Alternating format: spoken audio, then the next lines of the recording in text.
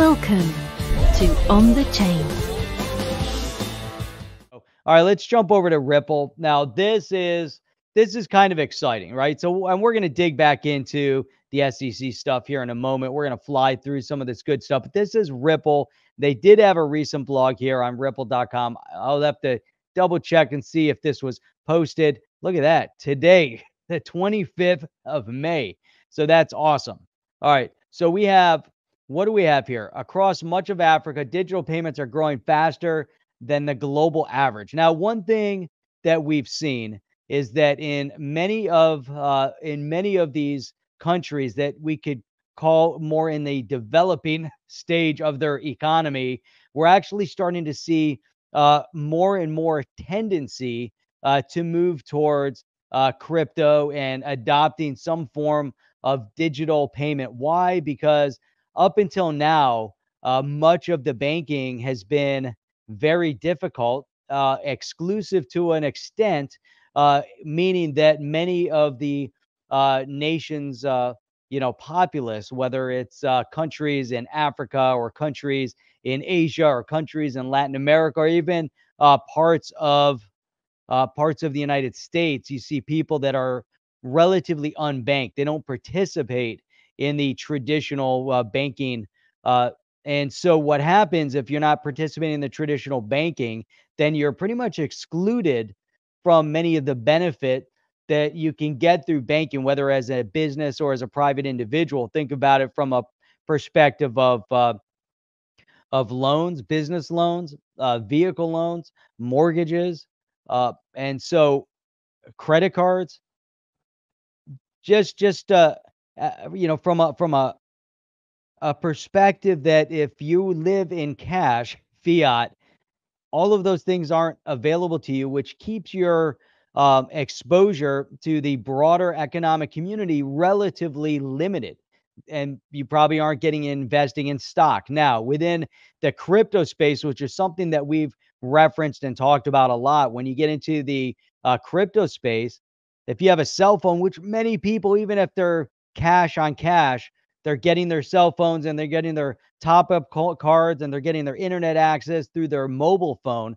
Now, as soon as you have access to that mobile phone, imagine this. This is all you need in your pocket to then have access to an entire global economy. Now, that global economy is accessed then through the blockchain, through digital asset, and think about all the staking and investing, how that can change a nation, but it can change individual lives. And so now, as we focus in on some of the things that Ripple are doing within Africa, and again, you have many of these countries that rely heavily on foreign currency exchange and movement of money.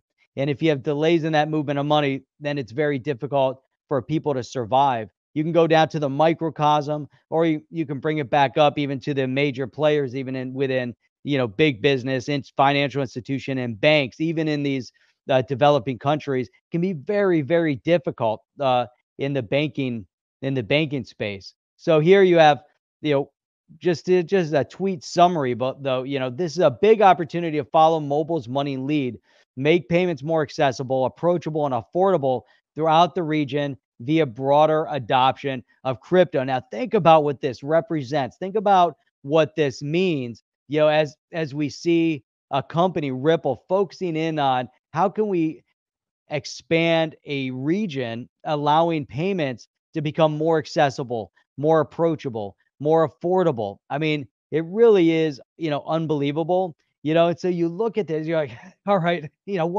what is how, the symbolism of this, and so here you have a company, Ripple, that has been focused on banks, but now as they go and they focus more, to the smaller structure, to the individuals, how does this benefit individuals within a country, within a nation, within a continent? And so if we look at Africa as a whole, and then you can go through and regionalize it as well, but think about the impact that this can have.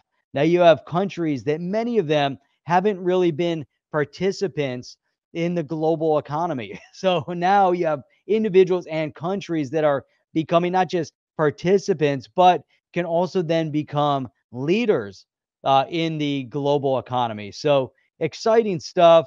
So here you have across developing economies in Africa, the use of digital payments is growing at a rate even faster than the global average.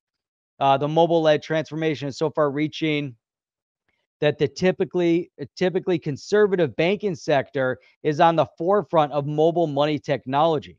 So now you have these nations that are on the forefront, their banks on the forefront of mobile money technology, whereas you look at the US, and not only we're dragging our feet, but we're doing the exact opposite. They're actually handcuffing our innovation and handcuffing the expansion into this new financial class and everything that it represents. And they're handcuffing the US to the detriment of our future growth. And so, it really, this is so meaningful where we're seeing a shift, potentially a seismic shift in the regional leadership within our global economies. Now, here's something else that is going on, and I mentioned this a little bit in the beginning, but this is Ripple CEO Brad Garlinghouse meets with Georgian Prime Minister to discuss adopting blockchain. Now, again, a country looking to adopt blockchain, while the U.S. and the SEC and all these numbskulls that call themselves leaders in the United States are doing the exact opposite for our economy, driving the economy into inflationary a pace of inflation that we haven't seen in a long time, and we're seeing the economy in the U.S. kind of taking a step back, shrinking while prices skyrocket. We have leaders in this country that are saying that the gas prices the high gas prices are a good thing because there's a big shift that's coming away from all of these uh, oil-based vehicles. So it's good that we have all these high gas prices, but yet there's no the electric grid isn't really up to par to manage all of this shift. You have a state like Michigan that's saying that they're going to have rolling blackouts this summer. Michigan having rolling blackouts. The insanity that's going on in the U.S. while the brilliance of countries and continents like Africa, or you've got countries like Georgia that are looking on the forefront of technology to figure out how they can feed their economic growth. And it's mind-boggling to me. But here you have Ripple's on the forefront, right? Because you have the Ripple CEO meeting with the Georgian Prime Minister, trying to find a way and say, hey, maybe there's a way we can help you achieve the rollout of blockchain technology in your country. And maybe with that, maybe there's a way to roll out a digital currency that is somehow built on the XRP or somehow built on some of the solutions that Ripple has been rolling out. I mean, it's really, things are moving in a really, really interesting direction right now. And you would think that you'd want to have Gary Gensler at the table with a Brad Garlinghouse and saying, hey, Brad, how can you help us? Our economy is sluggish. Our prices are skyrocketing. We can't seem to get our budget under control in government. Our voting is out of control because there's still shenanigans that are going on at various levels of the voting system. Brad, is there a way that you can help us implement blockchain in the United States, if anything, just to help us implement it so we can keep track of the budget and keep our politicians honest with how they're spending the people's tax dollars in the United States, and not do things that are continuously detrimental to the economic growth of individuals and to try to stymie their opportunities in the United States. That's what we should see congressional representatives begging Brad Garlinghouse and others within the crypto space, begging them to come and say, hey, how can you help us? How can you help us see the light? But nope, that's the exact opposite of what they're doing, because you got jokers like Gary Gensler that want to continuously drag individuals like Brad Garlinghouse through the mud. How unfortunate. But yet you have, thank God all this stuff is still going on and growing at such a rapid pace.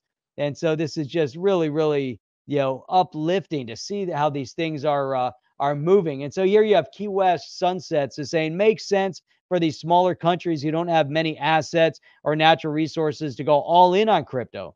Nothing really to lose, but tremendous upside to gain if they are early to the game. And that's a really great point, because not only the upside gain, but they have an upside gain to have a seat at the table as a leader, a global leader in crypto. For right now, if you look at these countries like you're mentioning, they're small, they lack natural resource, or they lack capital asset, and so they're not really taken seriously on the global stage by many of these other countries, and they're belittled. And so that becomes very unfortunate. But this is their opportunity, their moment to shine. Are you down with OTC? Please like, subscribe, and click the bell to be notified when the next video drops.